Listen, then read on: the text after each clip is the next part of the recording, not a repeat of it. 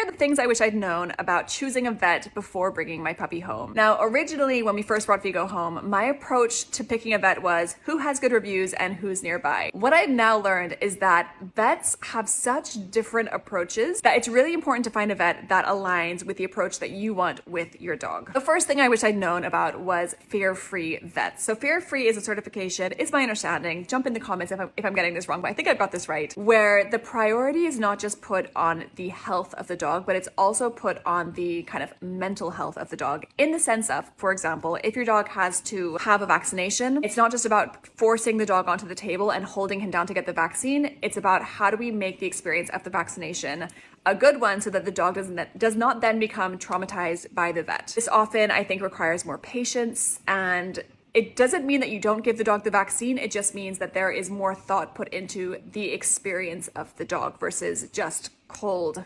health, if you see what I mean.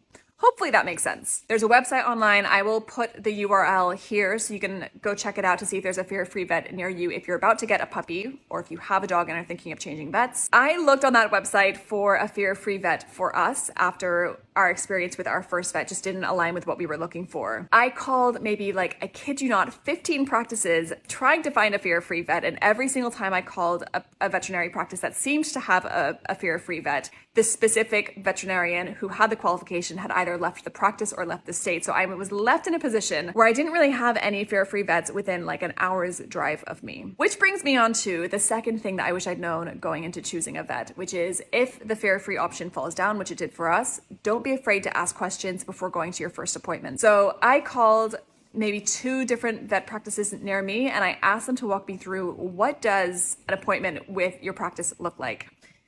Buddy. So the vet that we decided to go with, they talked me through how their appointments work. They said you're allowed to stay in throughout the whole thing unless it's an x-ray or a surgery, which honestly I would expect. That's totally fine. And they said at the end of the appointment, you'll be given a list of things that we recommend, and you can go through and either approve or deny different line items, but we'll talk you through why we recommend each thing.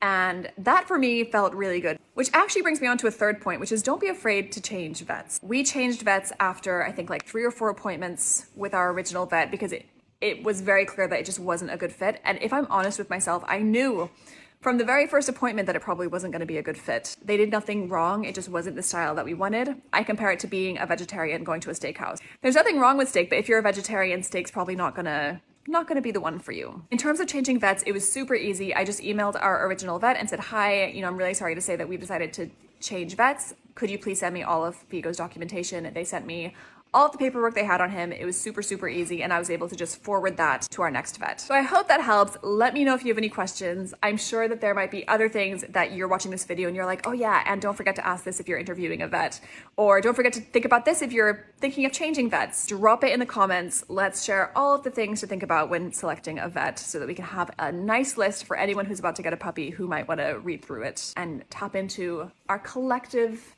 experience and wisdom. And as always, make sure you're following us if you want to continue along with us on our journey of hopefully raising Vigo to be a brilliant family dog. Hopefully, we'll see.